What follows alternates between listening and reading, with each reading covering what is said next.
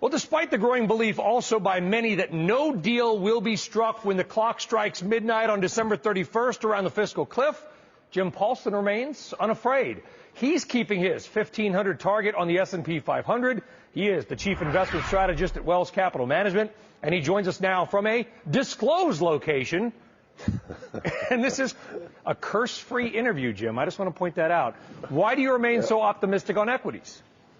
Gosh, all I can think of is curse words now. You got me focused on it, Brian. That's dangerous. I think the biggest thing when I look into next year here is people think we're going to grow around 2%. I think we're going to grow closer to 3%. And that difference, to me, could be a huge catalyst for risk assets in general, particularly stocks next year. I know people are, I think, overly focused, Brian, on fiscal contractionary force. I bet the most likely outcome is we get a little bit of fiscal tightening. It's more a fiscal molehill next year than a fiscal cliff. But offsetting that is an economy which is firing on many more cylinders than it was a year ago. The unemployment rate's coming down, bank lending's rising, housing activity's going up, home prices are rising, debt burdens are down, confidence is up. That's going to help growth in the coming year.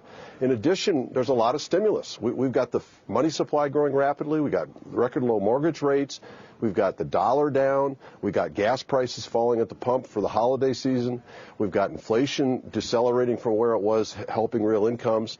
I'm seeing a lot of evidence of China showing signs of reacceleration. We might get the emerging world doing better next year. We've certainly calmed down concerns about the Eurozone.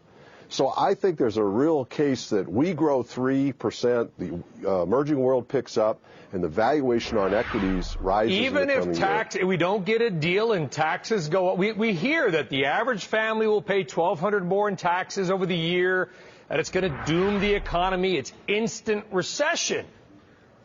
Well, there's no doubt if we have complete meltdown and gridlock in Washington, and we have a $600 billion plus contraction hitting the economy next year, we probably have recession.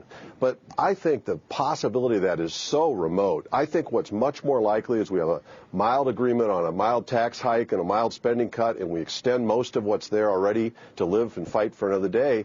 I think, Brian, this is the first of many fiscal cliffs to come, if you will, much like debt ceilings in the 1980s. And if you're going to, I think most investors have already done what they needed to do for the fiscal cliff. It's called diversification. And beyond that, I think they should focus more on what's going to be left after the cliff is. Where can you hide? Where can you diversify away from the fiscal cliff? Muni bonds? That's boring. Well, I think you're sufficiently diversified. Everyone should own a little bit of everything, stocks and bonds and commodities and overseas markets as well as domestic and real estate, and that's good enough. But I think if you do much more than that in anticipation of this, I think you're going to do yourself a disservice. I think it's better to focus on what we're going to return to very quickly after the end of this month or maybe a couple weeks into January, and that's the fundamentals on the ground. And they, to me, are looking better and better. How about this, Jim? You're a rich, successful guy. You're probably the mayor of Minneapolis de facto, right? You got gold bars staffed in your garage out back, I'm sure. How are you preparing? I don't have strawberries from Belize. How are you as an individual, not as a Wells Capital strategist, you as Jim Paulsen, preparing for the fiscal cliff? As I said, I haven't really done any more than I've always have, and that is I'm diversified.